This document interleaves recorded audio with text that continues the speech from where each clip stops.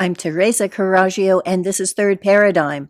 My topic today is the Great Displacement, or the Sisterhood of the Unraveling Past, which of course is a play on the Sisterhood of the Traveling Pants, just in case you didn't get that reference.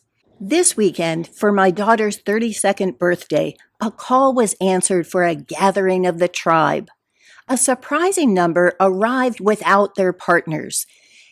Veronica was known in high school for having many sister wives, not just friendships, but deep and enduring kinship bonds that had been built over many long conversations. Veronica is not the person that you want to have bring the appetizers because she may be in the middle of listening to someone and not willing to interrupt it. I've known these women from Veronica's daycare and middle school and gap year. They've become my bonus daughters, especially the ones more in need of a mother. I've seen them through eating disorders and family dysfunctions and strings of shitty boyfriends. I've known them since before the invention of cell phones. Imagine that. I've known one since before she was sent away midwinter to the mountains of Utah in a wilderness camp, and not to return until she was an adult. And that still breaks my heart. Not one still lives in Santa Cruz, and not by choice. They miss it desperately and would move back in a heartbeat. The one first taken by force then got lured away by a job that a spouse couldn't refuse. Along with that lure is also the ability to buy a house and take responsibility for that. Something that is impossibly out of reach for any fixer-upper, no matter how run down in Santa Cruz. So against their will, these young people will go to other places and drive up the price of housing that other people have left for lack of jobs. It's the Great Displacement. The futility of fertility. Of the scattered tribe, only one has kids or intends to have kids with their partner in agreement. There's a dilemma. If your mortgage is dependent on your own income, you can't afford to take the time off and interrupt your career. If you're dependent on your spouse's income, you're reluctant to sign up for a lifetime of dependence. And I think the reluctance is emotional. Those who have conflicted childhoods and relationships with their mother don't want to pass that on to another generation. My generation was the first where women had the choice to work before that became an imperative. And I'd never noticed before the convergence between imperial and imperative, but once you see it, it's hard to miss. A true liberation, as I talk about in my book, would have gone the other way. Instead of women also serving the market, also known as investor profits, instead men would have been able to serve the family and the community with their labor, as I talk about in my book, How to Dismantle an Empire. I spent the entire weekend talking about relationships, which is the domain of women. The heart of mothering is fairness with differences. It's loving all your children equally, which doesn't mean treating them the same. That's also the essence of economics, governance, religion, and culture, an appreciation of the utterly unique miracle of the particular applied in theory to the universal. Taking a feminine approach to these masculine topics means asking, how does this affect the dynamics between people?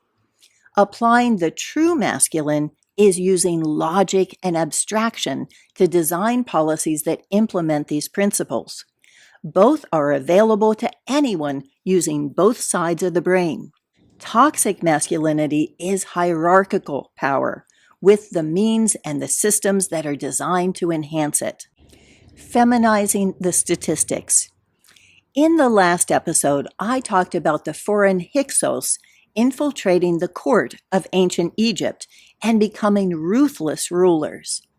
A feminine approach might have told the story from the perspective of two Egyptian families, one from the rulers and one from the peasant farmers, perhaps as Julia Schoolafish has done with the Bolsheviks and the Romanovs. It could show how both were betrayed by the trick of confiscating the grain in order to then confiscate the land. Or I could describe one family in Byblos, the world's oldest city, before it was attacked by the Habru. I could show the stability of their lives, their love for the sea and the olive groves and the cedar trees that they traded for Egyptian goods. You could smell their roasting lamb, the spices that they mixed with garlic and lemon. You would know the names of their children, which one was shy and which one played tricks. And then the Habru put them under siege. You would feel their hunger and fear. You'd shiver at the whispers at what had been done to other cities. When the children were thought asleep, you'd hear the hushed debate over whether to give in and kill your own leaders to have peace. Did you really owe them loyalty? Or would what came next be far, far worse? Those relationships would feminize the statistics, tell the intimate stories, like this one published by Mark Elsis in Earth Newspaper does, called In Memory of My Best Friend Jumana. Ghaydaa Owaidah writes, Jumana, or Gigi, as I used to call her, was her mother's best friend, her father's only daughter, and my heart's delight. She knew all the details and secrets of my days. She was the only one who knew my unrealistic dreams and encouraged me to pursue them. She answered all my silly questions with illogical answers. She was the best at understanding my glances. She was everything. Now I have nothing. I lost Gigi on April 11th. After the first cry, I became silent and remained so for many days, unable to comprehend my great loss. Gigi and her parents were killed when an Israeli missile hit a crowded market. There was no body left to bury. Gigi will have no grave. In Gaza, finding a grave for your loved one is a luxury. You are lucky if you find their whole bodies. I don't want to remember how Gigi died. My memories of our conversations and time together and our photos are making me die slowly. I have aged quickly since her death. Gigi was the best face to see every day at university, though she often missed classes, which made me angry. She didn't like waking up early, but our time together made up for what we didn't like. We would sit in our favorite place, first talking about lectures, then everything else. I loved bringing her a falafel sandwich, her favorite. We would eat, laugh, and take a lot of photographs. The world no longer means anything to me, and I no longer care about the end. I am not the only one to lose a dear friend. I had often wondered how those who lose their best friends find the strength to continue. Now I understand. Gigi will forever remain in my heart, my writings, my speeches, and my prayers. She didn't die. She will continue to live through me. I will speak of her until my last breath, ensuring the world knows that our martyrs are not just numbers. They were human, with dreams and lives. We are all precariots. My daughters and their friends illustrate the problem that my economic plan addresses. Their lives are good, and they're all succeeding. They have nothing to complain about, especially in comparison. Yet everyone is hanging by a thread, financially, physically, emotionally. One setback, a downturn in the economy, an uptick in variable interest rates, a health crisis, and they could lose everything. There's no safety net of friends and family close by ready to help out. When the Greeks were put under austerity measures by the IMF, they had a word for it: precariots. They weren't fully unemployed, they weren't starving or homeless, but they were all on the edge, constantly. Their lives were precarious and could be snatched from them at any time for any reason. One misstep or circumstances beyond their control, any control they had was tenuous. Every one of my daughters and their friends are living highly stressful lives, stretched to capacity to make the rent or mortgage. The community my daughter had from daycare, or even before counting parents and sisters, is dispersed, scattered, and she's finally admitted her grief over it and the feeling that they deserted her for reasons she can't be reasonably mad about, like having a job or a house. She has survivor's guilt for staying. This is the automated version of conquest. Death by 1,000 contactless cuts. The kind word revolution. My youngest daughter and I were sharing a hotel room with one of my favorite bonus daughters. Before we fell asleep, my daughter told the friend who'd moved away to go to every little restaurant and shop around her and chat them up. She said her boyfriend had a favorite candy store and went in all the time for little purchases. The owner knew him, knew they just moved, and would ask him questions. It wasn't just candy he was there for, but community. That night, I had a dream that I tried to start a revolution in a soft-serve ice cream parlor. I went up to the counter in a large mall to place an order, but a woman in a blue mask and blue shower cap said we'd missed our reservation. Why do I need a reservation to place an order for ice cream? I asked, but she shook her head.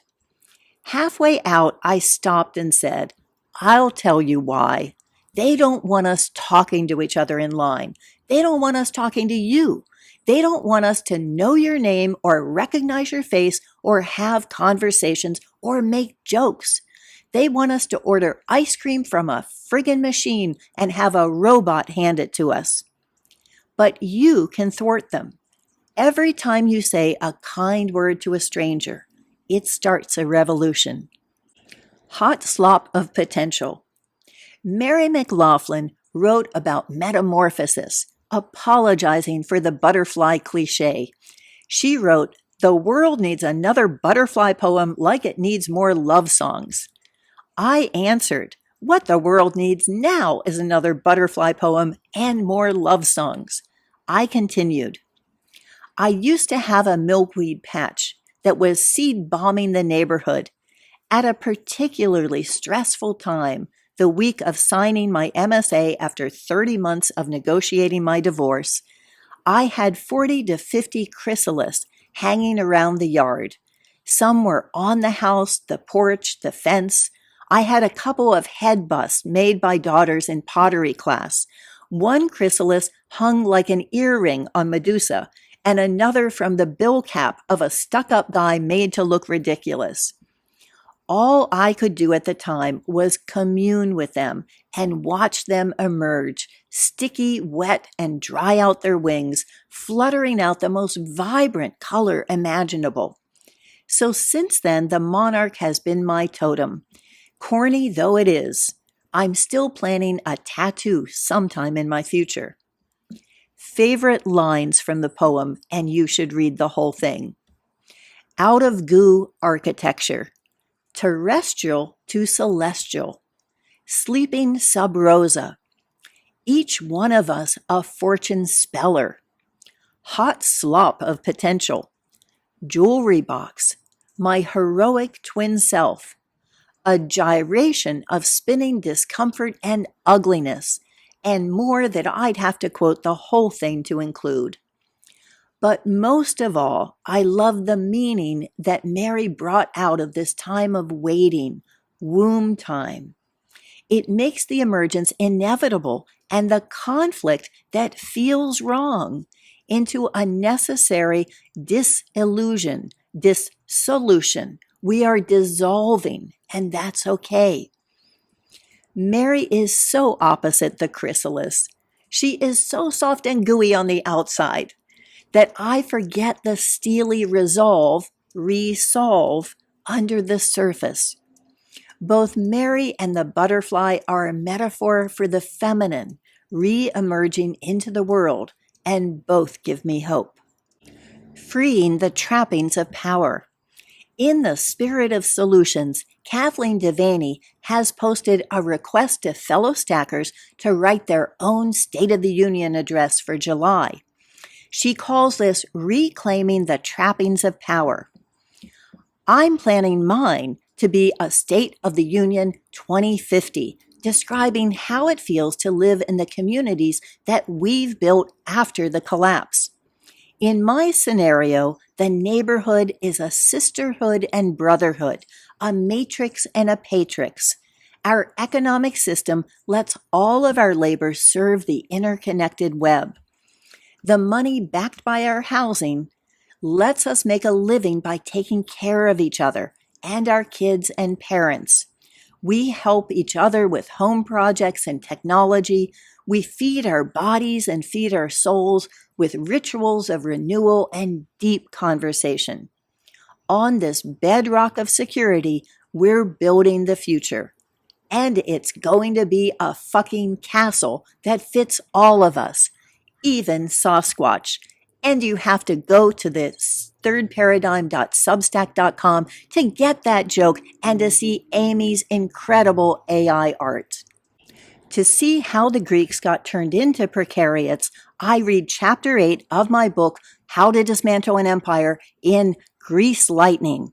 And this is Home is Where the Hearth Is, where I look at how the fire economy could be turned into the energy to fuel our communities. Thank you for watching.